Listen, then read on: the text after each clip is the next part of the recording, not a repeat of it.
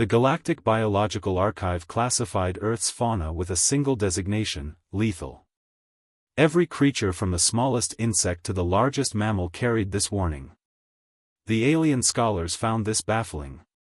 When they conducted their preliminary surveys, they found bears, wolves, crocodiles, and snakes, all dangerous, yes, but hardly more threatening than predators found on a dozen other planets across known space.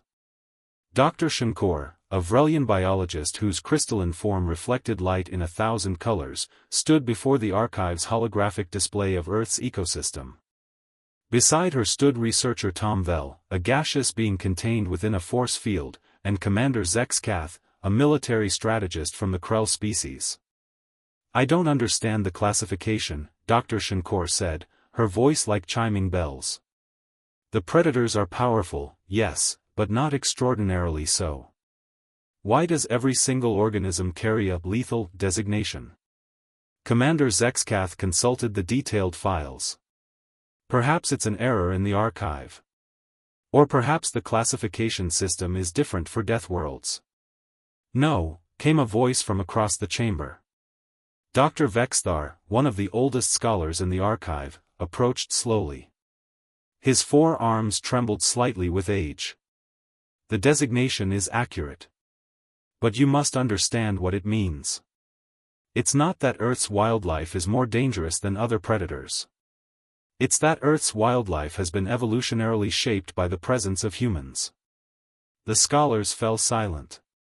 Dr. Vexthar continued, his aged eyes fixed on the holographic Earth. "Every organism on that planet exists in an environment where a species of apex predators walks upright. Humans are not passive observers of Earth's ecosystem. They are its primary evolutionary pressure." He gestured, and the archive displayed a new image, a snake with bright coloration. This creature, a poison dart frog. It evolved its brilliant coloration specifically to warn away predators. But not just any predators. It evolved its warning specifically to be visible to human eyes, at human perceivable distances, at human interpretable color wavelengths. Thousands of species developed elaborate warning systems designed specifically to communicate with human threat assessment. Researcher Tom Vell's gaseous form swirled with confusion. "You're saying the wildlife evolved to warn humans?" "Exactly," Dr. Vexthar confirmed. "The pressure is that intense. Animals that didn't develop effective warning systems for humans were hunted to extinction. Animals that developed cryptic coloration to hide from other predators were hunted by humans anyway because humans don't rely solely on vision. Humans use sound, scent, fire, tools, and collective strategy. Every predator and prey species on Earth evolved in direct response to this constant predatory pressure." He changed the display again, showing a detailed breakdown of Earth's megafauna. 80% of Earth's largest animals went extinct in the last 50,000 years. Why? Humans. When humans migrated to new continents, the native megafauna had no evolutionary preparation for a predator like humans. They had never encountered an intelligence that could plan hunts, communicate strategies, use fire, and cooperate in groups of hundreds. Commander Zex Kath leaned forward. "You're saying that Earth's entire ecosystem is shaped by human predation?" "Not just shaped," Dr. Vexthar said. "Optimized. Every creature on Earth that has survived to the present day did so because it evolved some defense or strategy specifically effective against humans. The ones that didn't? They're extinct." Dr. Shankar's crystalline form began to dim, a sign of deep concern among her species.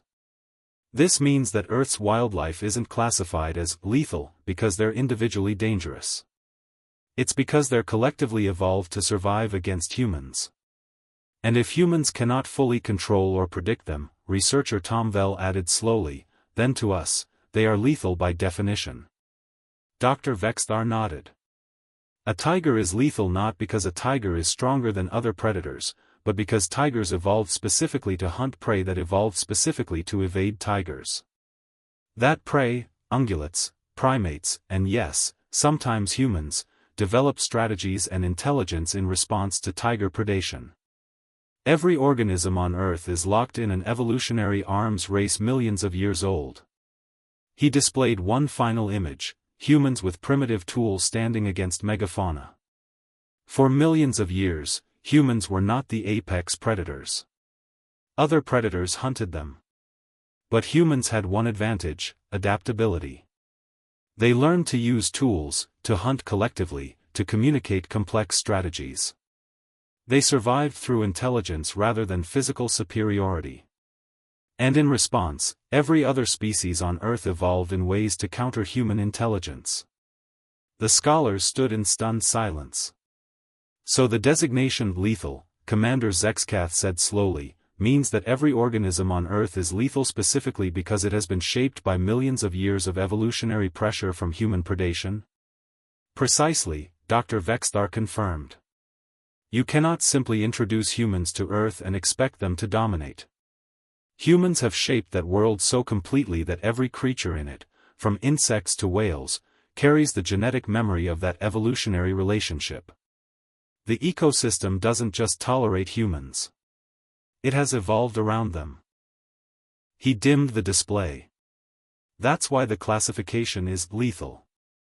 Not because Earth's animals are individually stronger or more dangerous than others in the galaxy. But because every single one of them has been refined by millions of years of interaction with the most adaptable, intelligent, cooperative predators evolution has ever created. Earth's wildlife is lethal because it has been shaped by humans into a perfect survival machine. The scholars left the archive that day with a new understanding.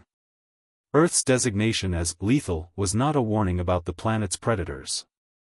It was a warning about what those predators had learned to do.